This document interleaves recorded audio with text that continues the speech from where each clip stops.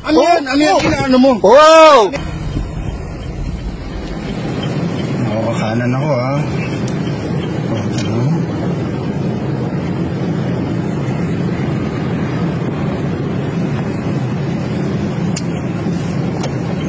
Kanan ako.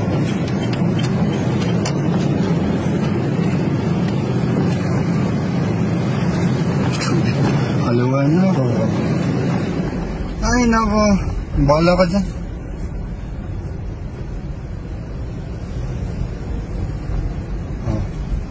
Ano ba?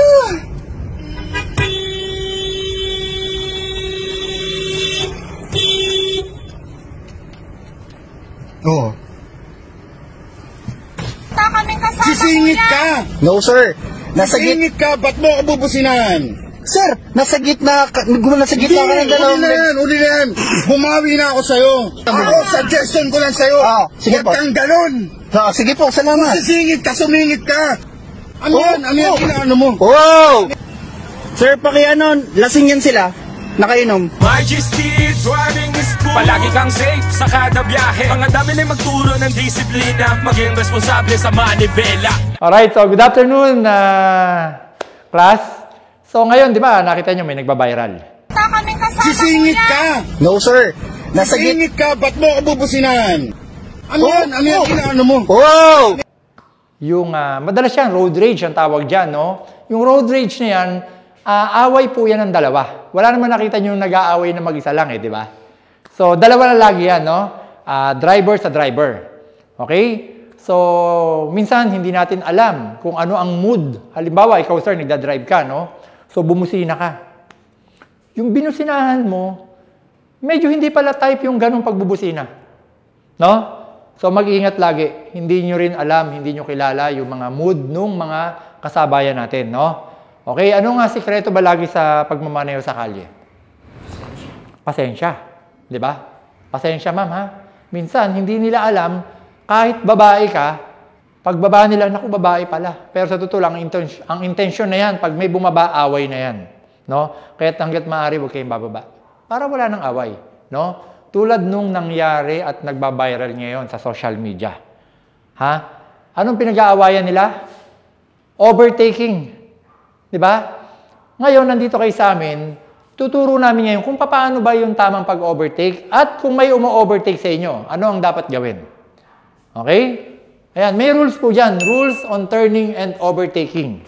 Sabi dito, driver to give way to overtaking vehicle. No? Shall not increase the speed of his vehicle until completely passed by the overtaking vehicle. So, sabihin yan, ikaw ma'am, halimbawa, ikaw yung nasa harapan, o overtake ang ka ni sir. Anong name mo, sir? Jess. Jess. Okay, ma'am? Bettina. Bettina. So, si ma'am Bettina, no, in-overtake ang ka ni sir Jess. No? May problema ba pag in-overtake ang ka? Wala naman eh, di ba? Kung halimbawang meron kang problema, nag-away kayo ng boyfriend mo, in-overtake ang ka ni Sir Jess, may problema po ba? Wala naman eh, di ba? So ano ang dapat pagka kayo may problema o wala, ino-overtake ang kayo, sinasabi dito at dapat nyo ring i-apply sa sarili nyo na pag kayo ino-overtakean, huwag nyong bibilisan yung takbo nyo. Bakit ka ba ino-overtakean unang-una? Any idea? Kasi mabagal ang takbo mo. Mabagal. Kasi kung mabilis ang takbo mo, hindi ka overtaken yan. Di ba? So, nababagalan siya.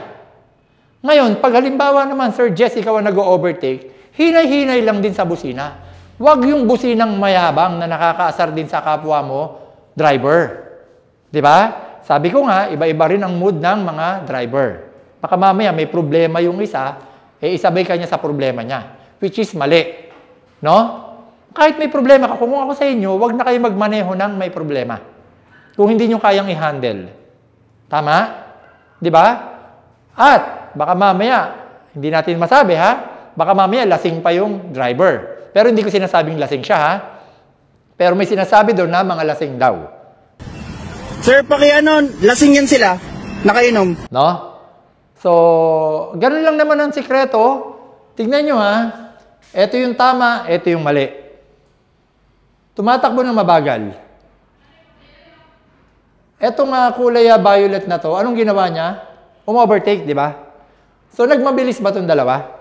Hindi, di ba? Mali na sila. Dapat nandito sila sa mabagal na lane. Eto, overtaking lane to.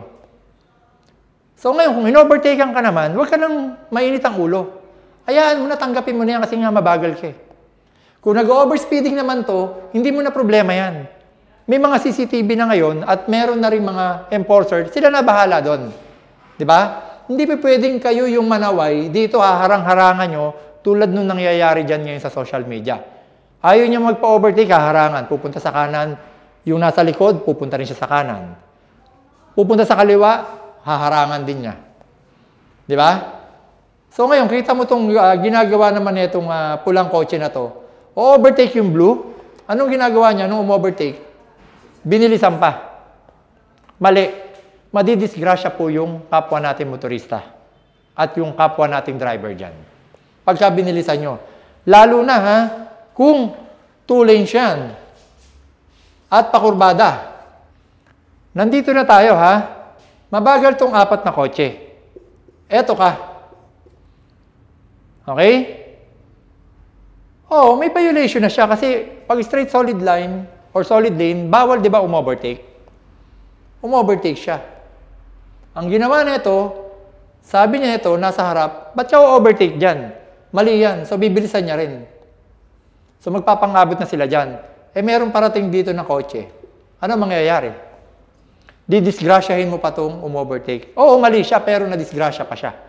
Pwede madisgrasya kayong 3. Okay? So, pagka merong um-overtake, kung ano lang yung speed na normal na tinatakbo nyo, huwag na kayo mag-increase. Okay? Para walang disgrasya. Maliwanag? Okay, so sana natuto kayo, no? Sige po, maraming salamat. Majesty driving school. Palagi kang safe sa kada biyahe. Mga dami na magturo ng disiplina. Maging responsable sa manibela.